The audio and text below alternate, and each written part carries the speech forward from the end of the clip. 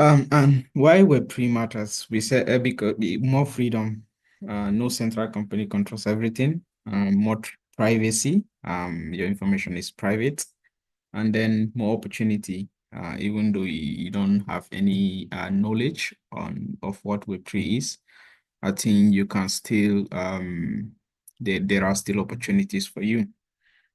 So today we'll be talking about what blockchain is and just everything related to blockchain. And then I will just share my screen for us to get started.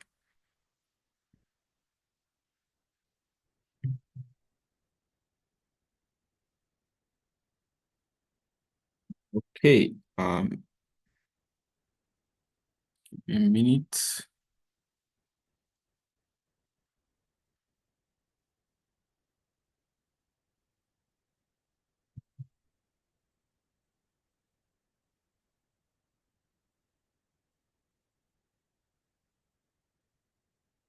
All right, welcome to today's class.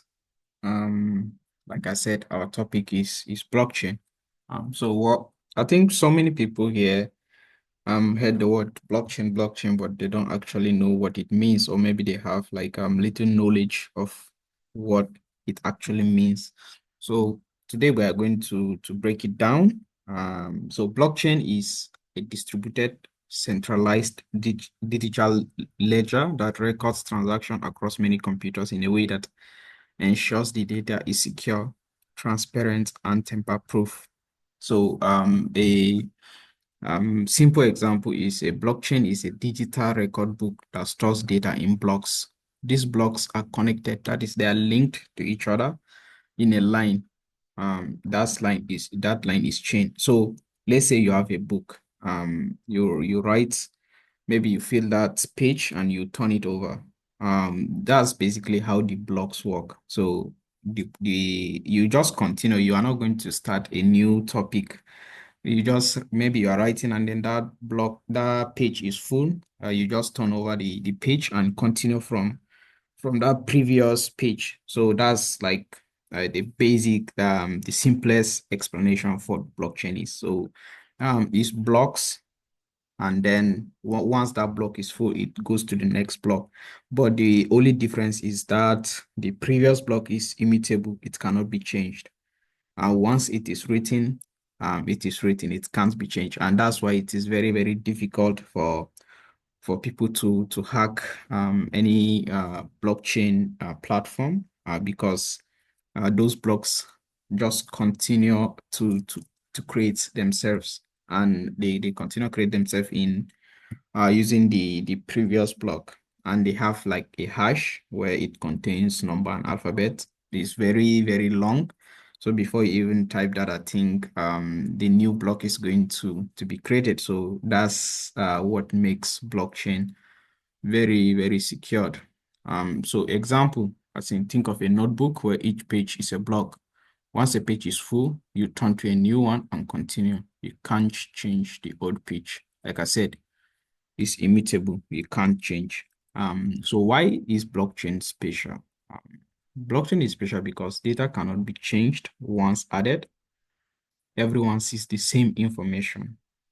It works without a central boss like a bank. So in a bank, they have their CEO where it tells the people working in the bank what to do and what not to do. But on blockchain, there's no any central boss.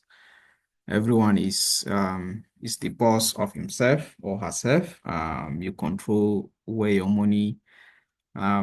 want to send your money to, or if you decide you can stake your coins, or maybe just leave it there. It's up to you. So that's the beauty of blockchain. Moving forward, so we have types of blockchain. We have three types of blockchain. We have the public blockchain. So a public blockchain is open to everyone.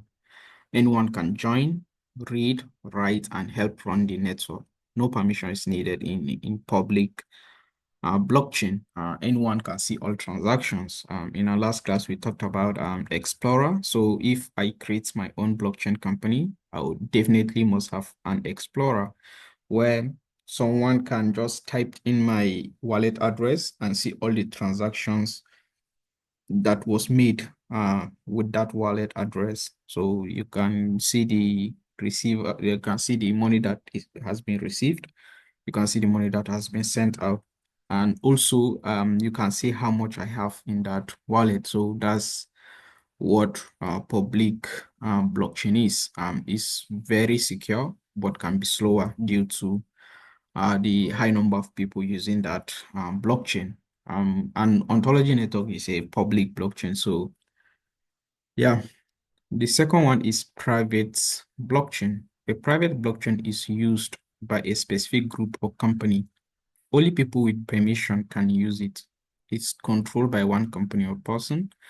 Only invited users can access it. It is faster and more private, but not fully decentralized.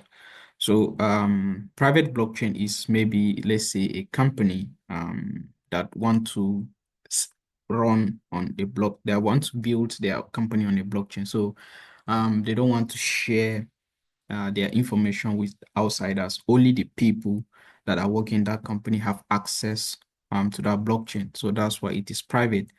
Let's say you are running a company where you are selling phones, so you want to run that company maybe on a blockchain. So most of your sales, your income, you don't want to share it with anybody. You just want to keep it private.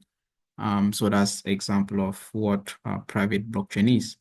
The third one is consortium blockchain. A consortium blockchain is shared by a group of organizations. They work together to control the blockchain. It is semi-private, used between trusted groups, and good for teamwork between companies. So those consortium blockchain is used by banks. That's, I think, the only um, company or the only organization I can think of right now. There's a small example, as you can see below. We have public who can use it, anyone, controlled by no single owner. Example, we have Bitcoin, Ethereum, Ontology Network, and so on. For the private, we have only invited users. Um, like I said, only one company. An example, a company system, and they just want to control everything within the company. Consortium blockchain is group of trusted parties, or maybe different banks want to um, use that blockchain. Is great for teamwork and great for sharing information. It is controlled by several organizations. An example is banks sharing data. So I think it's necessary for banks to share data because maybe you are trying to send payment from this bank to other bank. The banks is different. So definitely they must kind of like collaborate in order to make that possible. So that's where consortium blockchain comes in. Moving forward, where is blockchain used? So we have several areas that blockchain is used. Blockchain is used in many places because it is safe, transparent, and decentralized. So people, I think, tend to like if no one is controlling a blockchain or no one is controlling anything and they want to be in total control of their information, their data, just their assets and everything. They don't want the government to control that because at times there is censorship, at times there are so many things that the government can control, but in blockchain it is not possible. So commonly uses it is money and payment. Example, Bitcoin, Ethereum, Ontology Networks, digital assets. People can send money without banks. You just use your wallet. Once I have your wallet address, I can send money to you. Once you have my wallet address, you can send money to me. It's simple as that. Supply chain tracking. So example, companies track product from factory to store, so customers know where things come from. There are maybe let's say tracking delivery company. So if you want your, let's say you bought a phone in UK or US, and for them to bring it down to Nigeria, I think they are going to give you a tracking number where you can be tracking where your item is. So blockchain is used in that regard.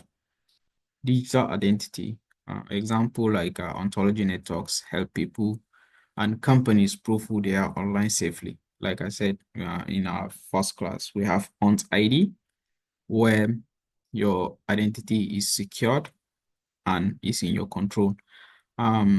You just have to upload you put your email, your password, your passport, or maybe any government ID card. But we use zero proof knowledge, where those documents that you shared with ontology is not going to they cannot see, they don't have access to that. So the way zero proof knowledge works is your identity is just locally stored, and once it proved that, it's going to be deleted in the system, and it's going to say, okay, your email address is verified, but they cannot share that email address with the company or anyone.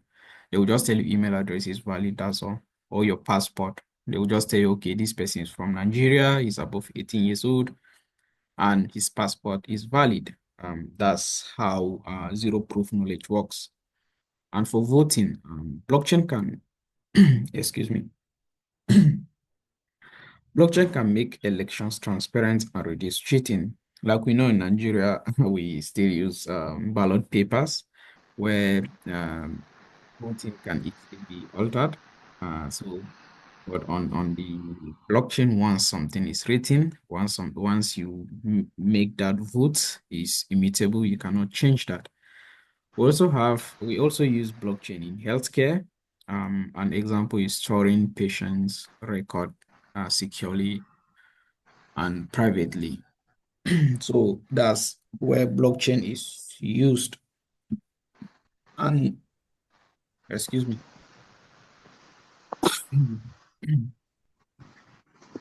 I'm so sorry. I'm under the weather. I'm not feeling too fine, but let's continue. For the next topic is consensus mechanism. So blockchain is like a big group project where many computers call nodes work together. To keep the blockchain safe and correct, all these computers must agree on which transactions are real and which blocks to add next. This agreement process is called consensus. So we have two main ways blockchain reach consensus. We have proof of work, where computers solve puzzles to add new blocks. Like I said, it's just adding blocks on and on and on until that transaction has been sent.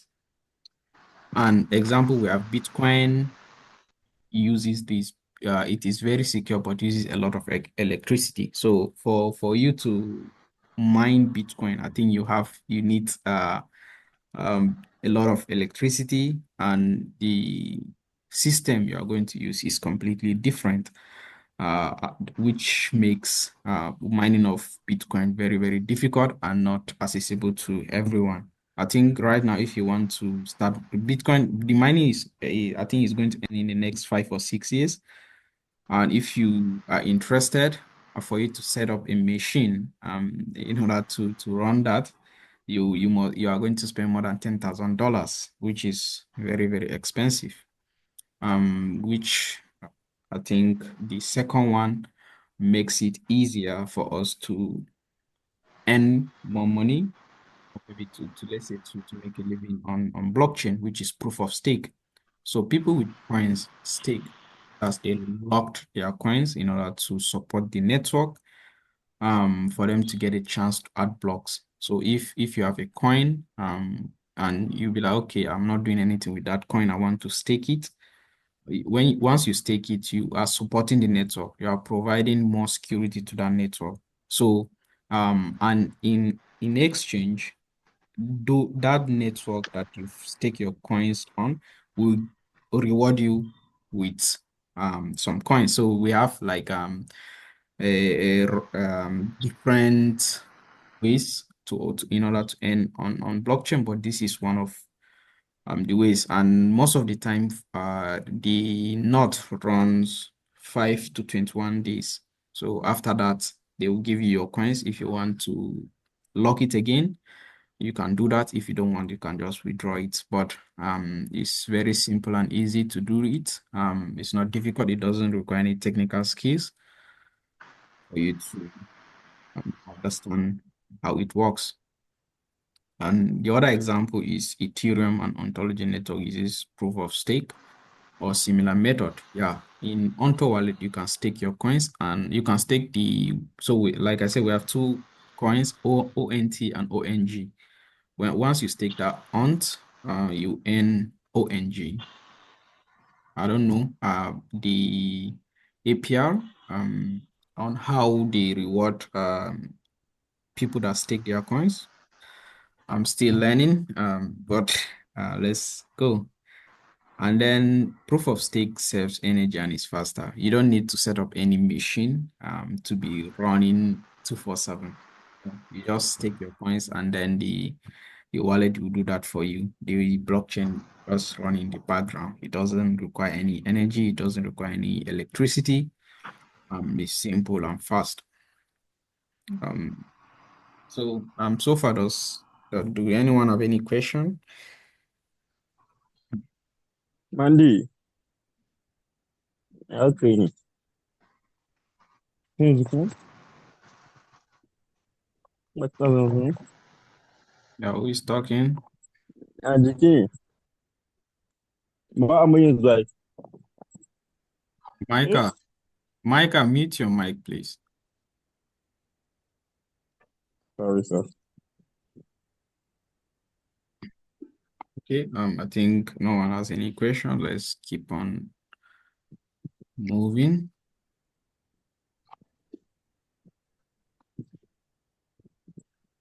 So the next point is cryptographic keys, the secret to blockchain security.